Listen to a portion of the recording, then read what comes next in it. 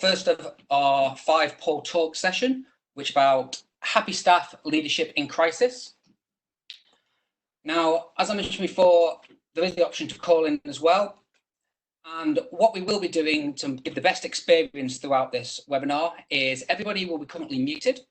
However, we do want you to ask questions throughout the session. So what you will find in the top right-hand corner is a chat option. Now, if you can't see that chat option, at the bottom of your menu structure, there's a blue bubble. If you click onto that, the chat option will appear in the top right. You can ask questions within that chat option, but please make sure you send them to all the panelists so we make sure we get them and we can see them. And then at the end of today's session, we will have a Q&A and we'll go through as many questions as possible.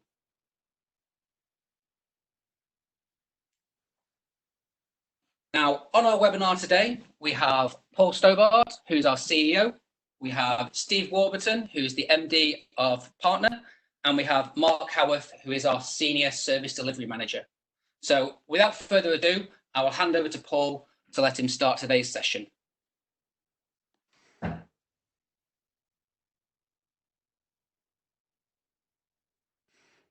And good afternoon, everybody, and welcome to this WebEx and this very weird situation that I'm talking to a deathly quiet audience from the confines of my own home. But I'm very pleased to be here and to be talking about one of my favorite subjects, which is leadership. I have to say, I should say at the outset that I talk about leadership not from the perspective of being a great leader or even a very good leader. I make mistakes like we all do all the time. But it is a subject that I'm very passionate about. I've done a lot of reading about it, and I've been on an unending number of development courses regarding leadership, which I actually attended about 15 years ago, which completely transformed my thoughts and ideas around the topic of leadership. It's a program called The Living Leader, which we're rolling out throughout Zen as it happens. And if you want to look it up on Google, please do, because it is, in my view, the best leadership development program there is. And it was at that Living Leader program about 15 years ago that I started to learn some of the raw truths about leadership. Leadership generally, leadership in a crisis, how to be the best kind of leadership role model one can be. And there were a couple of things that I wanted to call out that are relevant and which will hopefully stimulate some interesting thinking. The first was the definition of a leader. So the definition of a leader, according to the Living Leader program, is anyone who's in a position of influence over anyone else. Now, when you think about it, that's really important, because what it means is that it's not just you and I who are the leaders of our organization. It's everybody in the business, anybody who is in a position of influence, whether it's somebody who's on the phone supporting customers, whether it's somebody in the field trying to sell a new idea, whether it's somebody in the back office trying to collect monies from a whatever it is, everybody is exhibiting leadership behaviors. And that's a really important learning, or at least it was for me. Leadership is not the prevail of the boardroom or the executive committee, it's everyone's. And the second thing that I picked up from the Living Leader in terms of definitions, which is more to the point about communication behaviors in a crisis and how to lead in a crisis, was the 2 leadership modes. And the first of these is what we might call manager mode. Now, manager mode, which by the way was the mode that I was in until I went on the Living Leader program 100% of the time, is when you are driving other people to perform to the optimum. And in that sense, it's about control. It's about me telling you what you're going to do. I want you to go from A to B, and when you get there, tell me you've done it. And that is a mode which is very familiar to most of us. Those of us who are used to having our own way are very good at manager mode. And it's certainly the prevailing mode of leadership across the marketplace. And there's nothing wrong, by the way, with manager mode. Manager mode in the right balance is absolutely fine. When you have it 100% of the time, though, it's something to watch out for. And I'll come back to that point. The other mode of leadership is what's called leader mode. And in leader mode, it's all about inspiring others to do it for themselves. And in that sense, it's about freedom. It's nothing about me. It's actually about me enabling, giving freedom to the thoughts, the ideas, the topics, the concepts that other people might have. And in so doing, I, through my leadership, inspire others to do it for themselves. So manager mode is all about me controlling things, and leader mode is all about me inspiring others to do it for themselves. And as I went on thinking about this distinction in modes, I found it really, really helpful, because I realized that I was manager mode on steroids. And when you think about it, if you're managing people in manager mode all the time, you're telling them what to do all the time, for the people who are trying to follow you, it's suffocating. And it just strangles you, because there's nothing that you can offer. You're just being told to do one thing after another. You're never given any time to give up your own ideas or your own thoughts.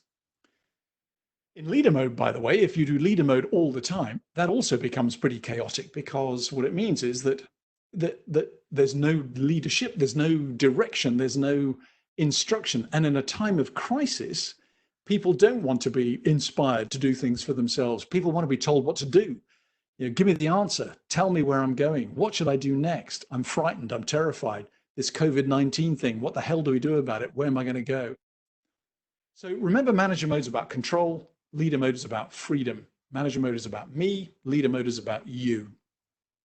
And now let's take it into the concept of leadership behaviors, because there's a very good researcher, very, very well known. I'm sure many of you will have heard of him, called Neil Rackham, who did lots of research with companies like Xerox and British Airways and many others, and identified, surprise, surprise, that the most performing people in a leadership role were those who exhibited the best, the most optimal form of communication behaviors.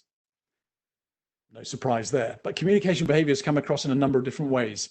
You can have communication through your body language, you can have communication through the written word, and you can have communication, most importantly, through what you say, how you communicate verbally.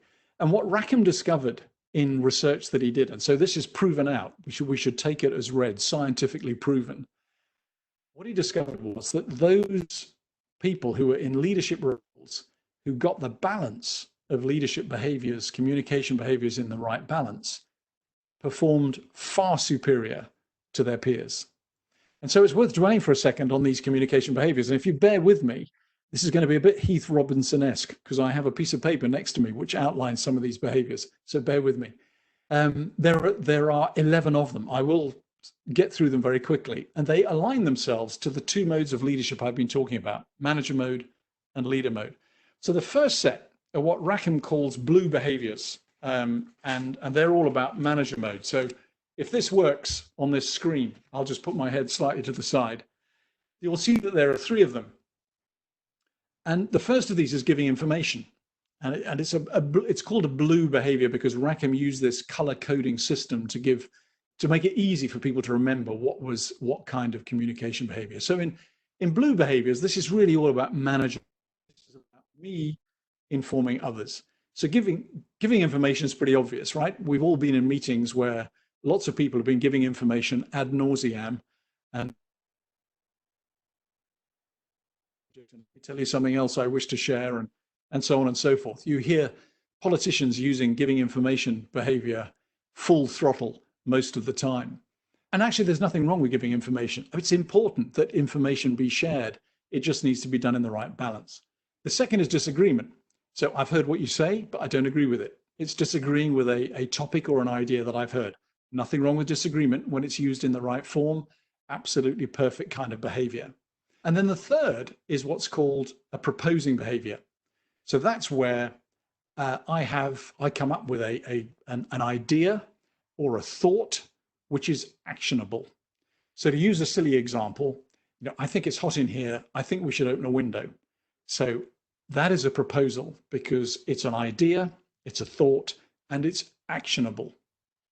And those are the 3 blue behaviors. That is manager mode: giving information, disagreeing, and proposing. So let's move on to the next set, which is all around what are called green behaviors, which by their color you suggest are what Rackham felt were very productive behaviors. And there, if you can read my writing, they're as follows on this list. The first 2 actually follow on from proposing. There's a really interesting thing about these 3 linked behaviors: proposing, supporting, and building.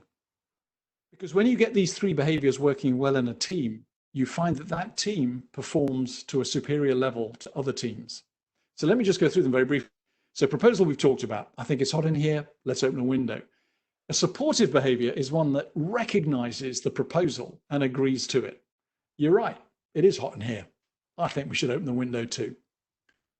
A build behavior is when you take the original proposal and the fact that it's been supported and you extend it.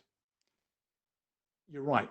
It's hot in here. And not only should we open a window, I think we should open the door too. Now, I know the example is banal and a bit silly, but it helpfully helps to make a point that if you get proposal, support, and build in the right order, you start to get really good ideas that are generated, people in the team respecting the other person's view on those ideas, and other people feeling confident enough to extend those ideas to make them even better than what they were when they were first proposed. Now, if I said when I'm trying to do a build behavior, I think we should open the door, that's not a build behavior because I've not reflected what was said in the proposal or what was said in the supportive behavior. I've effectively just given a new proposal. So using words carefully and how we communicate, and particularly in an online world, in a virtual crazy world that we're living in right now, it's really important to think about the words that we use, to reflect and respect what others are saying, and to make sure that we pay attention to everybody's role in an audience. So those are three really important behaviors to bear in mind. Let's move on to testing understanding. That's where I'm saying, let me just make sure I understand exactly what you've just said. Again, it's paying respect to your viewpoint. Seeking information, simply asking a question. Can I just get clarity on what your view is on X, Y, or Z that we may be proposing to do? Summarizing. Let me summarize what I think I've heard in this meeting or on this conference call so that I can make sure that I've understood and minute exactly what we need to do and what actions should be taken at what timelines. And then last but not least, drawing in, really important behavior, which so many of us forget, which is to make sure that we draw in those who are quieter in a group. Because it's quite often the quiet people who are analytical and reflective who are the ones who've got the best ideas. So we never, ever forget them. Always bring them in. You may be surprised at what you hear. Now, the thing to bear in mind is that these three blue behaviors at the top are all about me giving information, disagreeing, or proposing ideas to others. The green behaviors are all about me respecting others, inspiring through my communication behaviors, hopefully, others to do stuff for themselves, others to build, others to support, others to just have the understanding of what they've said clarified, others to have their views summarized, others to be drawn in, and so on. And then there are two more behaviors. Those, the sharp of you will have noticed there are two missing. And they are, and the color gives it away, red behaviors, if I can get that on the screen. And there are two of them. One is called shutting out, and one is called defend or attack. And I'm going to put this down now because my arm's getting tired. But we will send out copies of these to everybody if you're interested. So shutting out as the first red behavior is a really bad behavior. It's when we cut someone off, we interrupt them, we get bored of listening to them, we come up with our own idea, we finish their sentence for them. All kinds of behaviors which are really verging on physical assault. We're just dismissing their idea, their thought, their train of anything because we just don't care. We're not interested.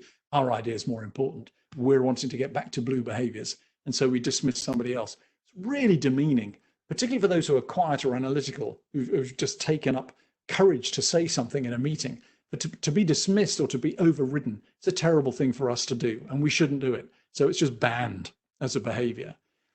And last is defend attack. And that's where you take disagreement to a personal level. That's where you say, listen, you clown, it's not hot in here. It's freezing. We're not going to open any bloody window, so give it a break.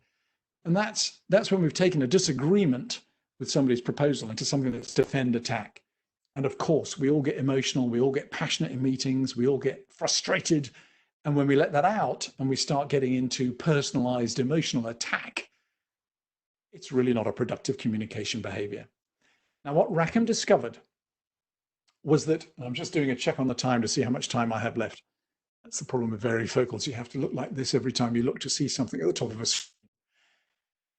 What's important about the behaviors to remember is the balance between them. If you're 100% blue in your behaviors, you bore people senseless because you're giving them information, you're disagreeing all the time, you're impossible to please, you're making loads of proposals, but nothing else and nobody else has any time to come in to do anything with them.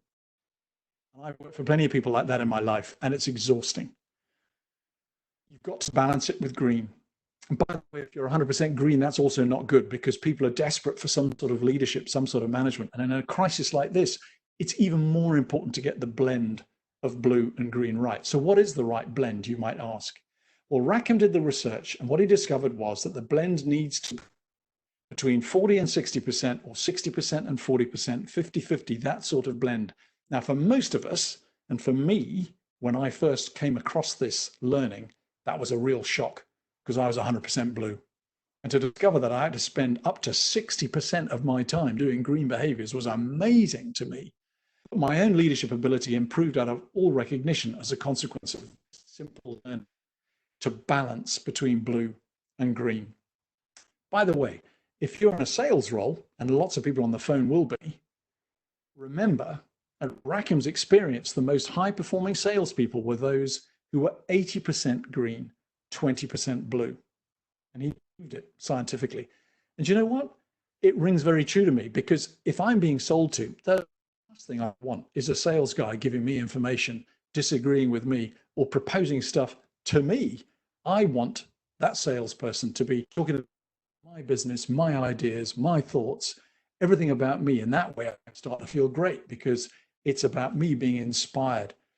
So this works, right? It's common sense, it's logical, and it's very powerful. So how do we translate all of this into the current crisis that we're in? And I will wrap up in about a minute. I mean, first of all, our communication skills, we have to really remember to get the balance right. Don't be dogmatic. Don't be over instructive. Don't tell everybody what to do all the time, tempting as it may be. Yes, there's a place for giving people instruction, particularly when you're in the white hot heat of a crisis. But most of the time you need to bring in others. You need to summarize what other people are thinking.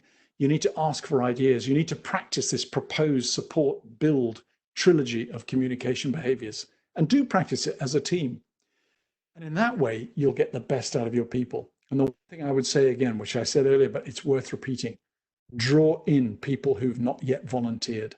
Very often, they'll be the ones with the best ideas. All the showboaters, the big guys, the ones with the gift of the gab, who talk all the time like me or giving information, we may have the best ideas. We may think we do, but it may be the quiet people in the room, the thinkers, the reflectors, the analysts who've actually got the best ideas. So draw them in, draw in their thoughts and their ideas.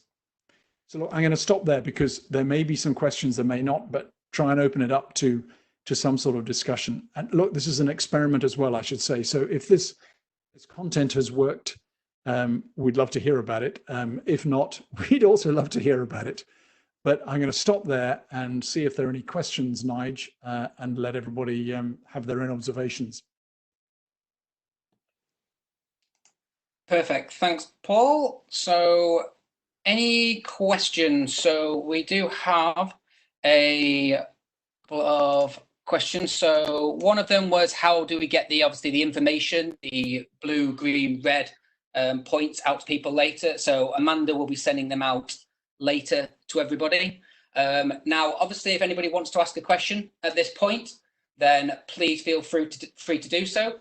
As we mentioned before, the chat feature is on the top right-hand side. Please put your questions in there, and I will pass them to Paul, to Steve, and to Mark. So we'll just let a few of them come through at the moment. One thing while we're waiting, which I couldn't sort of said, which is an interesting build on this distinction between manager and leader mode, is the fact that we as individuals, particularly if we've had a lot of experience in our field, whether that be IT or telco or whatever it may be, we get used to our own ideas. We're confined in a sense by what we know. And of course, those things that we don't know, we obviously don't know. So we don't know them. Whereas there may be other people in our team who do know stuff that we don't know, even if they're more junior, even if they're less experienced, even if they're not, haven't been in the business as long as we have. In fact, precisely because of that, they may have more knowledge of how to answer or address a particular issue. And so many of us make the mistake, I make this all the time, that I assume that I have the answer because I've been in a position before and I've got the experience. And so therefore, I'll give people information. Therefore, I'll disagree with what everybody else is saying. I'll actually come up with my proposal because my idea I know has worked in the past. And this is flawed thinking. This is exactly when you get it wrong, because you leap to a conclusion. You're constrained by your own beliefs. And when you think about it, if you run a business constrained by your own beliefs and your own abilities and your own experience, you're by definition constraining the business and its ability to grow to your own knowledge. Whereas if you expand and give freedom to thought and ideas across the piece, so that everybody in your team feels that they've got an equal opportunity to contribute to the whole, then you're getting the business constrained by the thinking of 5, 6, 10, 12 people. Hopefully the whole of your business in the fullness of time when you get communication behaviors working really well. This was an enormous learning for me. And I discovered that actually I know very little about how to answer anything. I'm much better at leading a conversation, at questions, at facilitating debate, at appreciating when people do things really well than I am about coming up with the ideas myself. And that's the genius of leadership. When you get that, when you understand that, and you get the power of the team as a whole to rise up and drive the business for you, goodness gracious, that makes life easier. So again, the balance between blue and green. There's a place for blue, there's a place for green, but you must work on getting that balance right. I'll stop again. Okay, Paul, we've got a question through from Sam who's asked, what's your suggestion about how to ensure you stick to these principles on a day-to-day basis?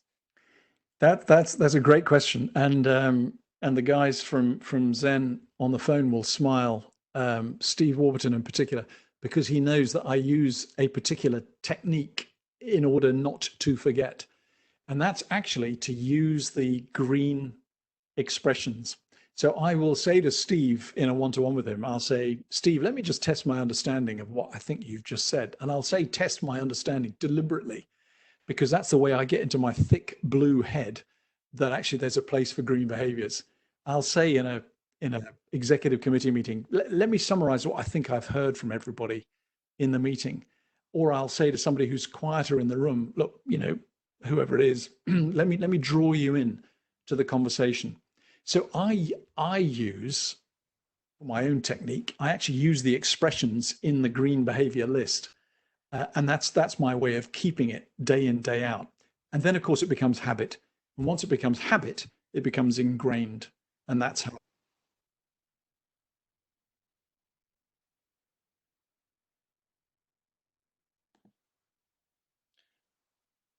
Okay, so we have another question. This is from Nigel, and it's, if you have a very quiet or shy person in a meeting, how do you draw them in when they seem reticent to engage? It's a great call. Sometimes I find when I know intuitively that somebody's going to be very quiet in a meeting, I will speak to them beforehand, and I will say, look, I know your natural stance is to be reflective and to sit in the background, but I am going to ask you for your opinion. I am going to bring you in. So I want you to really come up with some thoughts, and don't worry if you think your thoughts are banal or daft, they won't be. They will be great. Then when the contribution comes in, generally speaking, it's not that clever. It's not that good because they're frightened and terrified. But that's the moment when you as a leader come in, because you say, oh, that's a really interesting point. Because everybody else might be thinking, well, that's a bit daft. Why was that comment made? But if you come in as the leader of the meeting and say, that's a really interesting idea. How would we build upon that? What does everybody else think about that? How could we take that forward?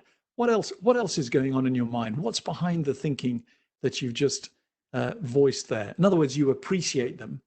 You make them feel important. You give them more confidence, and you keep going and work on it. I promise you, quiet people have, generally speaking, got the best ideas. It's the technique of getting it out of them.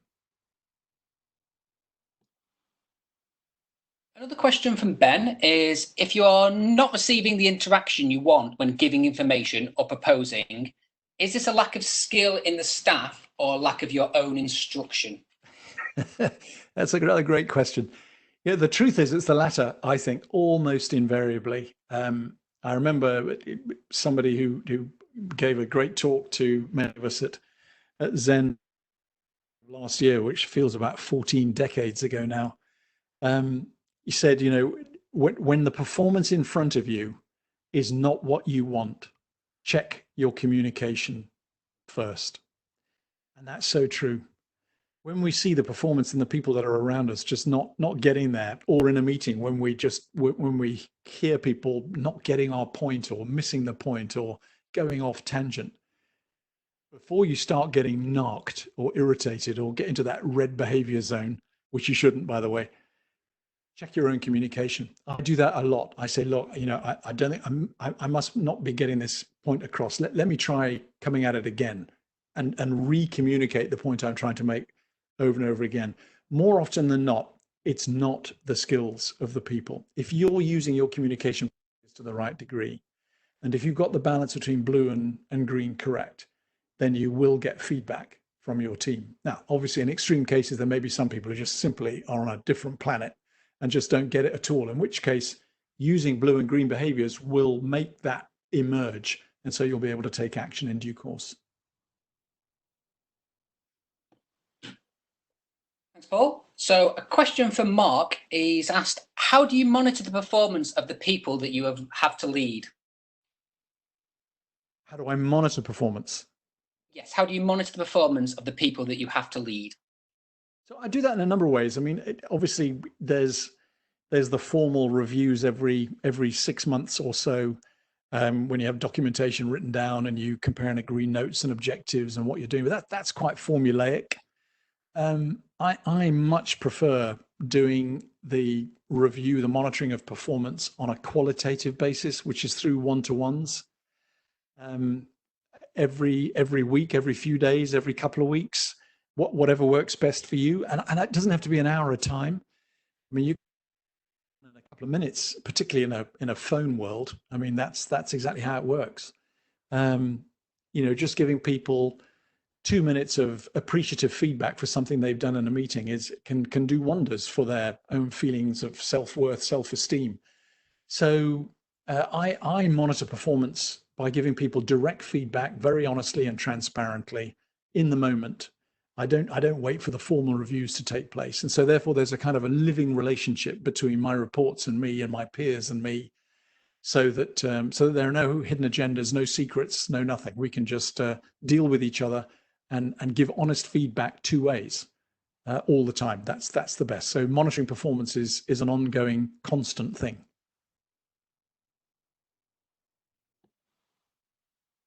One from Natalie that's quite apt for the moment, Paul, is, since working from home, how are you driving communication through Zen? So I guess I try and set an example. I mean, I think we decided right on at the beginning of the crisis that it would be important for us to do vlog type communication. So I do 2 vlogs a week, typically on a Tuesday and a Friday. This week it'll be Thursday. I share a lot more information about the business and how we're doing, and I'm quite brutal about it. I'm honest. So, you know, there have been parts of the business which have been very slow during the crisis, and I've been very honest about that with everybody. And I took that decision very deliberately, and we as an executive committee did, because we felt that there was absolutely no point in fooling people or trying to kid people. You know, this is a crisis and you need to know the truth. So I've been honest throughout, and of course honesty is a really great policy, because you can always remember what it was that you said because you've been honest. When you start or having secret agendas or trying to be cute, then you can very often forget what you've said and get yourself in an awful mess.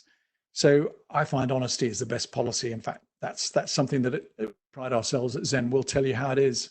We'll give you the direct feedback, and we encourage you to give us direct feedback just the same way. So we've been trying to do communication as much as possible. It's not just me to everybody, but it's my MDs to all of their teams. We use obviously Teams and all sorts of online media like WebEx and others all the time in order to get communication out there. And we just have 2 more questions, Paul. So the first one is, would you class recognition within one of the existing categories, or would you class that as something different? And that was from Steve. Yeah, I think it touches a lot of them. So recognizing others for what they do or appreciating others for what they do, you can build into your summarizing behaviors. So typically they're all into green. I mean, not necessarily, actually thinking about it, I'll come back to that in a second. But so when I summarize what everybody's saying, I'd like to summarize what Joe, you've said. It was a really interesting point you made about this, that, and the other. And I think we should definitely build that into our future planning. So you can recognize as part of summarizing, when you're drawing somebody in, you can say, look, I know, Nigel, you may or may not be quiet in meetings most of the time, but I'd like to draw in you and your thoughts and ideas because I find them very valuable. So it's the words you say, how you communicate in each of these green behaviors. Even when you're giving information, you can give information about others in a way that recognizes the achievements they've made. So if what was underpinning the question was, isn't recognition left out? No. Recognition, appreciation, that sense of understanding what others are contributing should be built into virtually all of the behaviors, even disagreement. I disagree with what you're saying, Mark, but that's not to say I don't think that lots of your ideas are really good. But in this occasion, I think the topic that you're raising is one where I have a disagreement, and here's why. So you can always appreciate and recognize and make people feel comfortable, even if you're disagreeing with what they say. So my view is recognition is something you do all the time. Perfect. And the last one is from Tony, who's asked, what's your advice for smaller organizations where individuals are representing greater aspects and responsibilities within the business and much smaller teams of management skills and numbers? Yeah, I to be honest, I think that the balance is the same. I use these communication behaviors if I'm with a small team of 3 or 4 people. I mean, it may be a team, we're 600 people at Zen or whatever the right number is, but most of our work is done in small working groups, and I use those communication behaviors diligently in those very small environments. I think you can build up a real intimacy by using the power of smaller teams very effectively. And if that smaller team happens to be your entire company, then actually, in many ways, I think that's fantastic, because you're able to really get to know each other at a different level. And if you do this propose, support, build way of creating action plans and milestones so that you're all sharing in the creation of ideas and innovation, that's a very powerful thing. So I would say the learning applies exactly the same, whether you're a tiny business or a very large enterprise. And Paul, while we've got you, I'm just going to sneak a last one in that's just come in from James, who's asked, do you think it changes the dynamic of leadership when a situation arises, such as we're in now, that a leader has not experienced before, and how the leader is perceived by their team? Yeah, I think it can do. And that's why I was saying earlier, I think openness and honesty and transparency is the best. Those who've not been through a crisis of this sort of scale before, frankly, I don't think any of us have been through a crisis of this sort of scale before. But even the deep recessions that I remember in the 70s and the 90s and the financial crisis, I mean, they were all very bad. And certainly the first ones I came across, I had no experience at all. But fortunately, because I was open and honest and transparent, and therefore humble about my own limitations, you immediately get respect from your peers and others in the organization. If you try and pretend that you know all the answers, and COVID-19, it's just one more than COVID-18 or something daft like that, you get yourself in trouble very quickly. I think your people will forgive you very, very soon, and will rally around you if you accept and identify and are honest about the vulnerabilities that you have. So if you're humble, you're open, you're honest, you'll win through. Your people will respect you for it. Perfect. And that's all of the questions for today then. So that's everything any final words at all, Paul? No, I just thanks everybody for coming along and for listening. And I would implore everybody to send us feedback. If it's worked, was it too long, too short, about right? We propose to do these certainly for the next few weeks through this crisis. And if this content is working, then fantastic. Brilliant, fantastic. So that's everything for today. So thank you everyone for joining. You will get a survey through afterwards with your thoughts and feedback. And also, if you have any more questions, then there'll be an opportunity to send them over to us so we can then get them answered for you. Also, if you want to register for the next webinar, then please head over to training.zen.co.uk and you can register there for the next one, which is next Wednesday at 3 p.m. Other than that, thank you all very much for joining us, and we'll hope to see you next week. Thank you.